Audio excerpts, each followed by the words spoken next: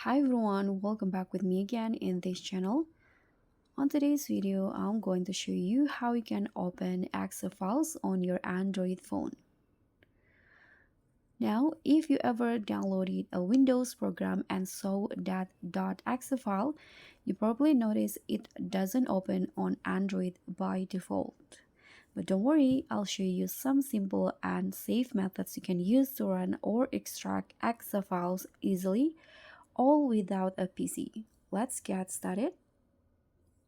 So before we start, let's understand what an exe file actually is. So exe stands for executable, which means it's a program made to run on Windows, like setup files or maybe games. And Android doesn't support exe files natively, but there are special apps that can help you open or simulate them using emulators or file extractors. So the first method that you can do is use the Inno Setup Extractor. You can open Play Store and then search for this one, Inno Setup Extractor. And you can just install it on your phone and then open the app.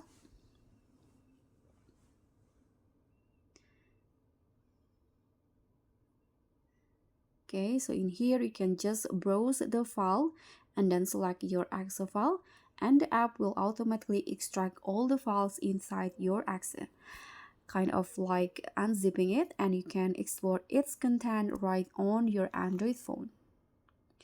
And the second method, you can use Wine for Android. So if you want to actually run the program, not just extract it, you need to use an emulator like a Wine for Android.